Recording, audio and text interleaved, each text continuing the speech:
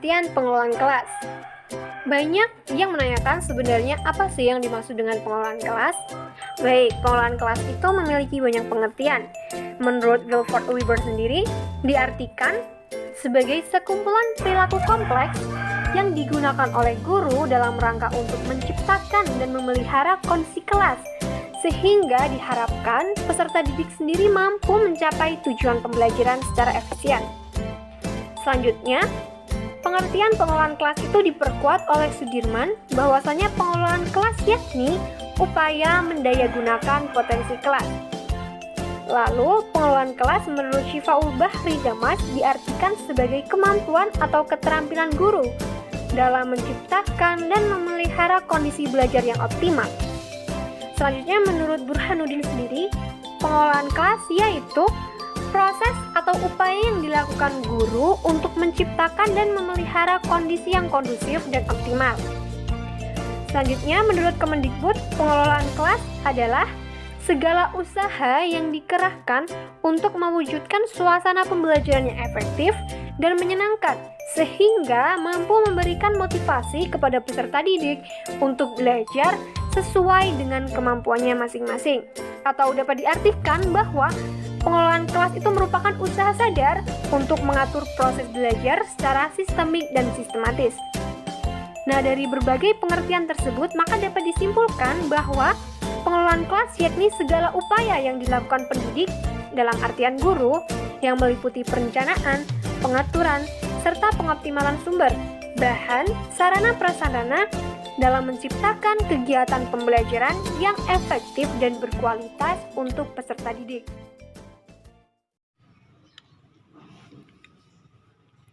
Nah, selanjutnya kita akan mempelajari apa saja sih prinsip dalam pengelolaan kelas itu.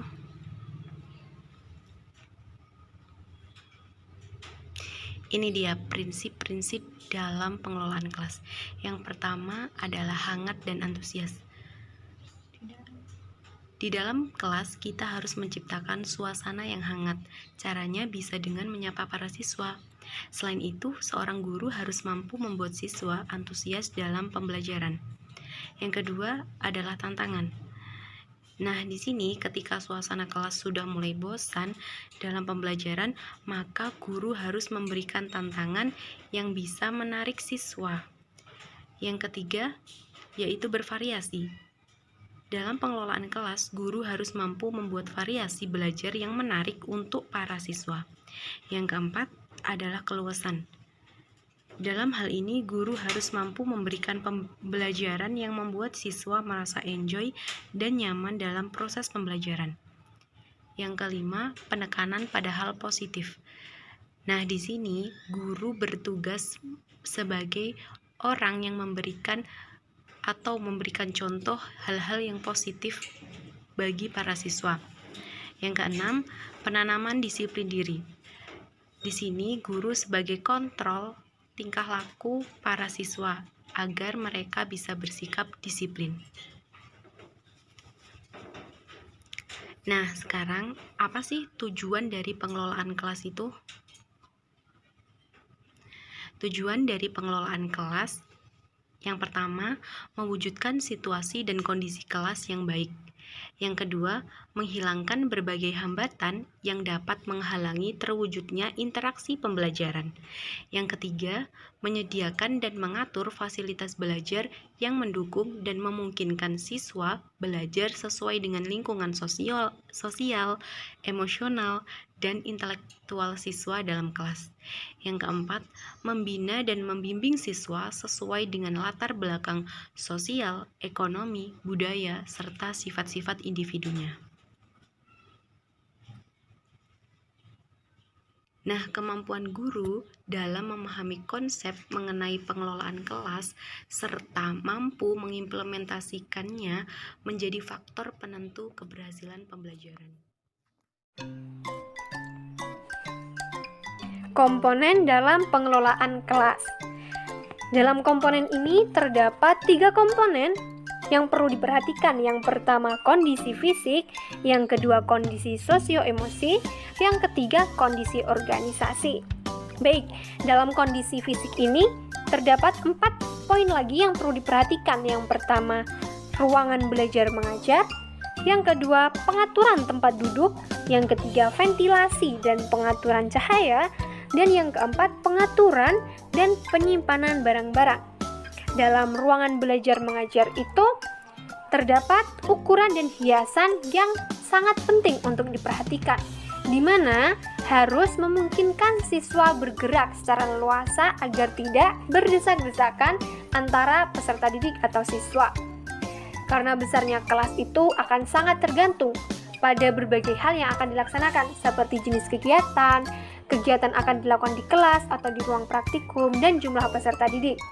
Selanjutnya, hiasan kelas itu sebaiknya menggunakan atau harus mempunyai nilai pendidikan, di mana dapat secara langsung memberikan pengaruh kepada peserta didik. Untuk yang kedua, pengaturan tempat duduk. Nah, pengaturan tempat duduk itu sangat memiliki pengaruh terhadap kelancaran proses belajar mengajar. Dan berbagai pengaturan tempat duduk yang biasa dipakai, yang pertama berbaris, setengah lingkaran, U, segitiga, dan sebagainya. Selanjutnya, ventilasi dan pengaturan cahaya. Ventilasi itu harus diperhatikan untuk menjamin kesehatan peserta didik. Seperti jendela harus cukup besar sehingga memungkinkan panas cahaya matahari itu masuk.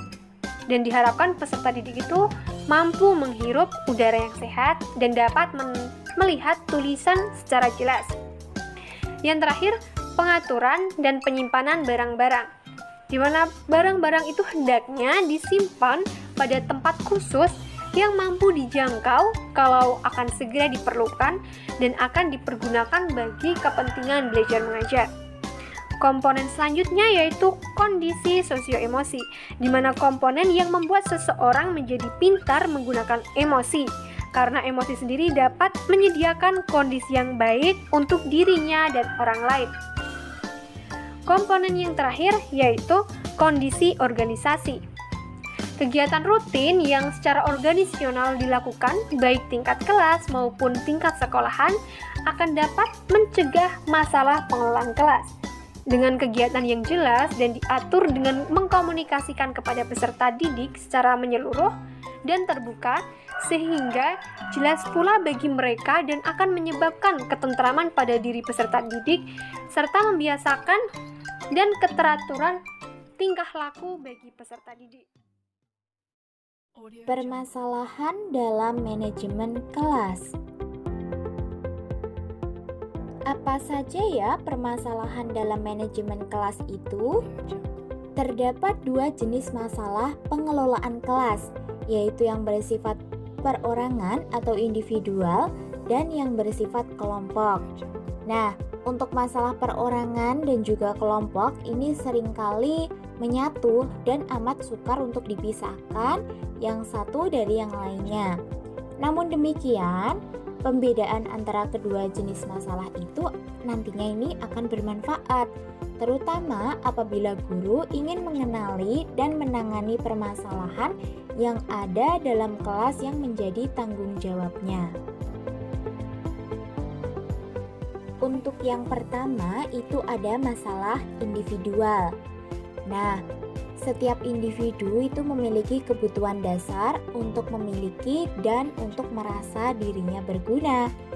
Jika seorang individu itu gagal mengembangkan rasa memiliki dan rasa dirinya berharga, maka dia akan bertingkah laku menyimpang. Terdapat 4 jenis penyimpangan tingkah laku. Untuk yang pertama itu ada tingkah laku menarik perhatian orang lain. Nah, seorang siswa yang gagal menemukan kedudukan dirinya itu akan bertingkah laku mencari perhatian orang lain. Tingkah laku menarik perhatian orang lain itu bisa dibedakan menjadi dua, yakni aktif dan juga pasif.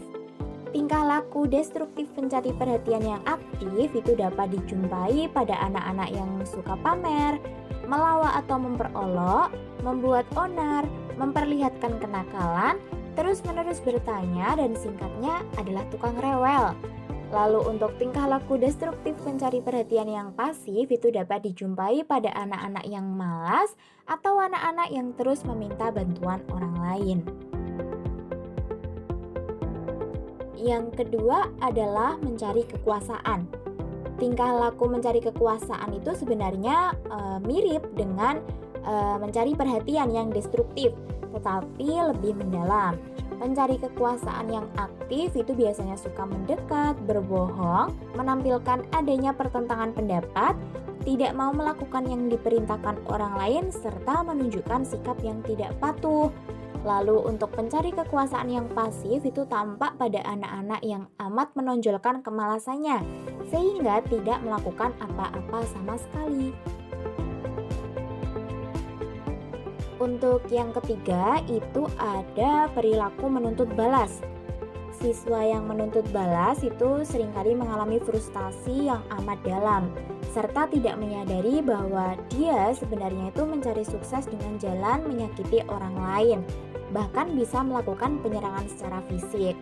Nah, anak-anak seperti ini itu akan merasa sakit kalau dikalahkan, dan mereka bukanlah pemain-pemain yang baik misalnya dalam pertandingan. Anak-anak yang suka menuntut balas ini itu biasanya lebih suka bertindak secara aktif ketimbang secara pasif. Dan untuk yang keempat itu tingkah laku memperlihatkan ketidakmampuan. Siswa yang memperlihatkan ketidakmampuan itu pada dasarnya mereka amat tidak mampu berusaha mencari sesuatu yang dikehendakinya dan bersikap menyerah terhadap tantangan yang menghadangnya. Bahkan siswa ini menganggap bahwa yang ada di hadapannya itu hanyalah kegagalan yang terus-menerus. Selanjutnya, kita beralih ke masalah kelompok. Berdasarkan pengalaman guru di lapangan, masalah-masalah yang timbul di dalam pelaksanaan pengajaran itu dapat diidentifikasikan sebagai berikut. Yang pertama itu masalah pengarahan. Di waktu merencanakan, melaksanakan, serta mengevaluasi proses belajar mengajar, kebanyakan guru itu kurang memiliki keterampilan dalam hal yang pertama berorientasi kepada tujuan pelajaran, yang kedua mengkomunikasikan tujuan pelajaran kepada siswa, yang ketiga memahami cara merumuskan tujuan umum dan khusus, serta berbagai permasalahan lainnya. Keadaan ini itu mengakibatkan mereka tidak mendapatkan kepuasan dalam menerima pelajaran. Siswa menyadari bahwa tujuan pelajaran yang diberikan guru tidaklah relevan dengan kebutuhannya dan di dalam kehidupannya. Permasalahan yang selanjutnya itu berkaitan dengan evaluasi dan penilaian. Guru dalam tugasnya untuk merencanakan serta melaksanakan evaluasi itu menemukan masalah-masalah. Di antaranya adalah guru dalam menyusun kriteria keberhasilan tidak jelas, prosedur evaluasi tidak jelas, guru tidak melaksanakan prinsip-prinsip evaluasi yang efisien dan efektif, serta ada permasalahan lainnya. Nah, dengan evaluasi yang semacam itu, siswa yang menerima evaluasi itu tidak puas. Mereka tidak mengerti arti angka-angka yang diterimanya. Guru juga tidak mengetahui apakah muridnya sudah mempelajari materi pelajaran yang diberikan atau belum. Sehingga guru tidak mengerti bahwa pada siswa itu sebenarnya sudah ada perubahan tingkah laku ataupun belum. Masalah yang selanjutnya itu berkaitan dengan isi dan urut-urutan pelajaran. Guru dalam menyusun isi dan urutan bahan pelajaran itu menemukan berbagai masalah sebagai berikut. Yang pertama, guru kurang menguasai materi. Lalu, materi yang disajikan tidak relevan dengan tujuan. Materi yang diberikan sangat luas. Guru kurang mampu dalam menyesuaikan penyajian bahan dengan waktu yang tersedia. Guru kurang terampil dalam mengorganisasikan materi pelajaran dan berbagai masalah yang lainnya.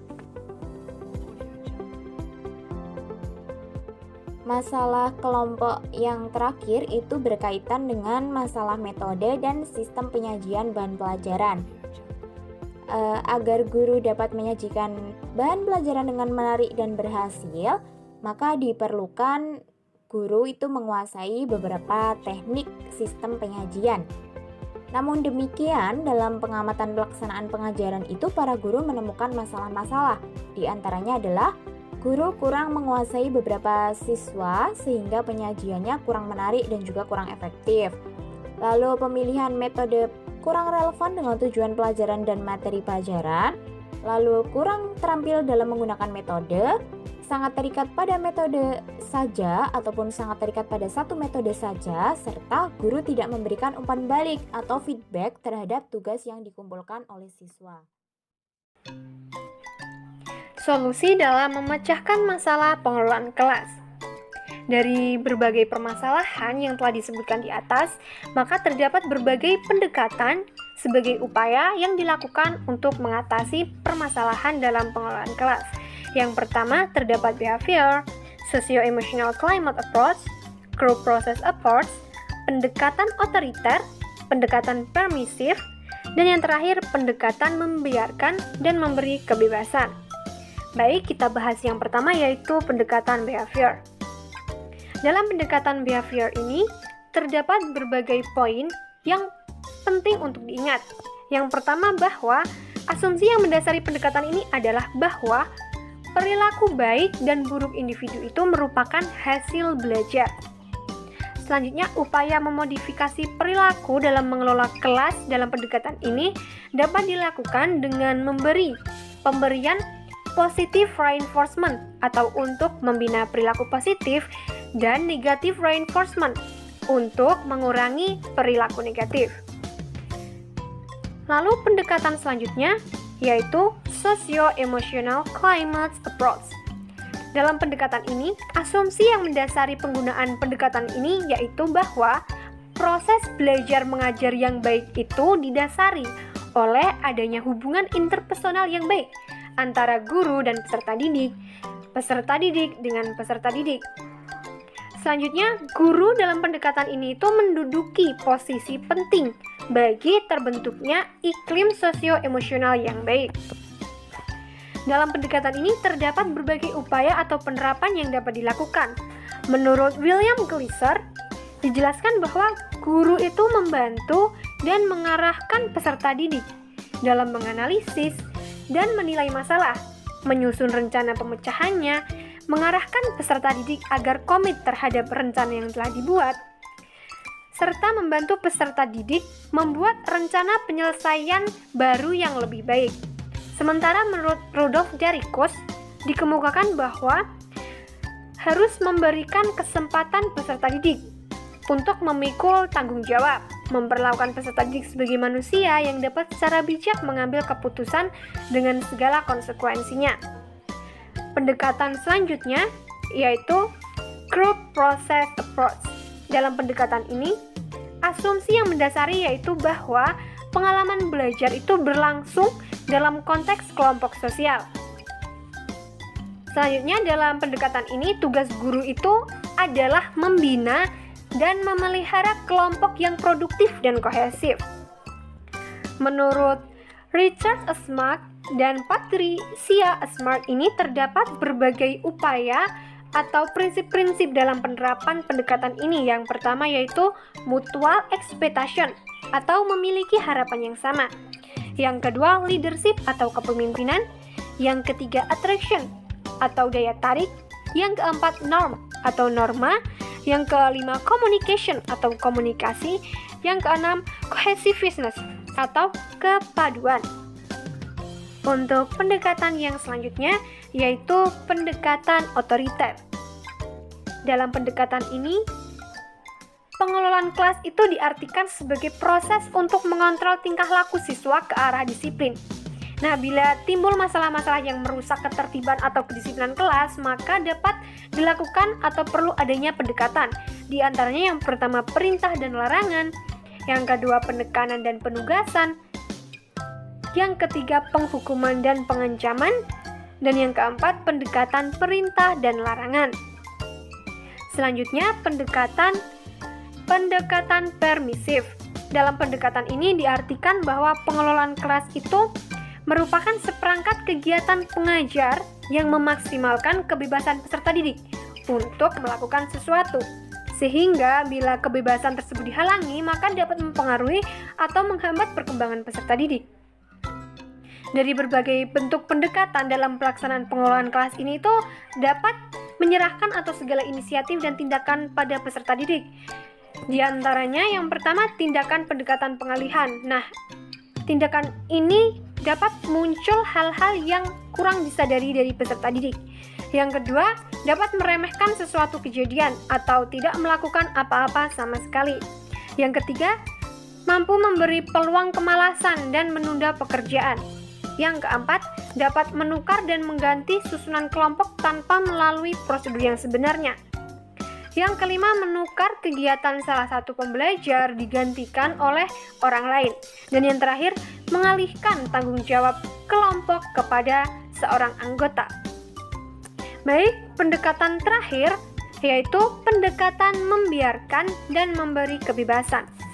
Dalam pendekatan ini, pengajar itu memandang bahwa peserta didik itu telah mampu melakukan sesuatu sesuai dengan prosedur yang benar, dengan ungkapan bahwa biarlah mereka bekerja sendiri dengan bebas sesuai dengan kebebasan mereka. Sehingga diungkapkan juga bahwa pendekatan ini itu lebih mengarah ke siswa bekerja secara mandiri. Apakah hal-hal yang perlu diperhatikan untuk mengelola kelas secara efektif?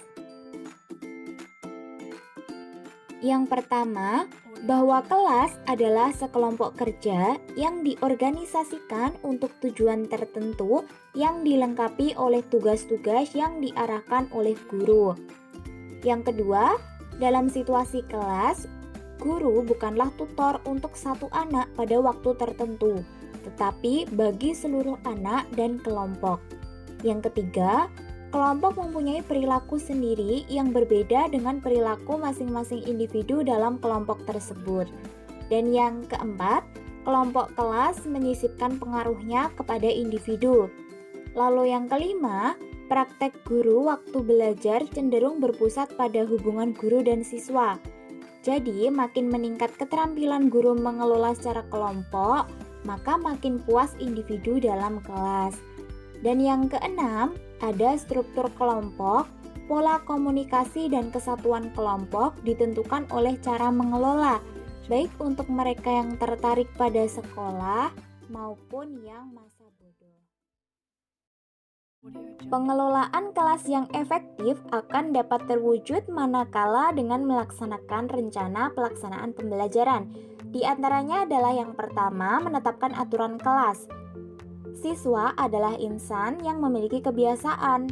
Aturan kelas mencakup bagaimana pelajaran dimulai, apa tanda yang akan dipakai untuk mengumpulkan perhatian siswa, apa yang diharapkan saat siswa mendengarkan dan mengikuti perintah, bekerja sama saat menggunakan ruangan untuk kegiatan tertentu, dan penggunaan yang lainnya.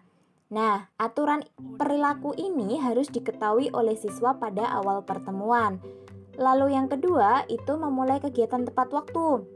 Pemberian suatu tanda mulai segera dilakukan bila kegiatan sudah siap untuk dilaksanakan. Lalu yang ketiga, ada mengatur pelajaran. Nah, guru itu harus tetap menjaga kegiatan berlangsung dan tidak terganggu oleh kegiatan yang tidak terduga di luar RPP. Lalu yang keempat, itu ada mengelompokkan siswa. Guru perlu mengelompokkan siswa agar pembelajaran berlangsung secara efektif. Lalu yang kelima, pemberian penilaian hasil belajar.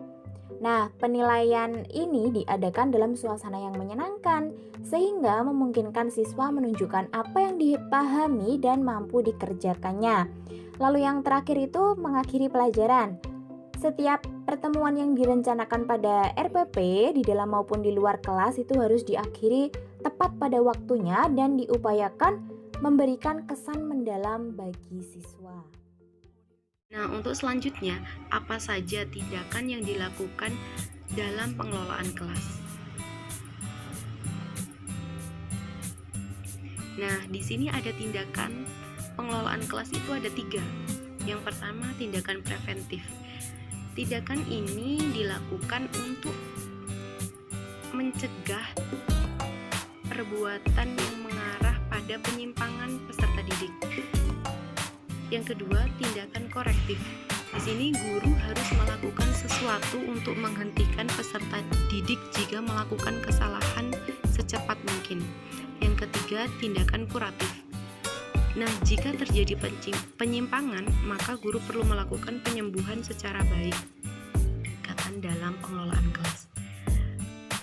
Yang pertama, pendekatan otoriter. Yang kedua, pendekatan intimidasi. Yang ketiga, pendekatan permisif. Yang keempat, pendekatan instruksional. Yang kelima, pendekatan pembelajaran. Yang keenam, pendekatan resep. Yang ketujuh, pendekatan perubahan tingkah laku. Yang kedelapan, pendekatan sosio-emosional. Yang kesembilan, pendekatan kelompok. Dan yang terakhir adalah pendekatan elektis atau pluralistik. Nah, untuk pendekatan otoriter, di sini guru melakukan kesepakatan dengan peserta didik di awal pembelajaran mengenai apa saja sih hal yang akan dilakukan dalam pembelajaran itu. Yang kedua, pendekatan intimidasi. Nah, hal ini dilakukan ketika kondisi kelas tidak dapat dikendalikan, tetapi pelaksanaannya masih dalam taraf kewajaran, tidak berlebihan.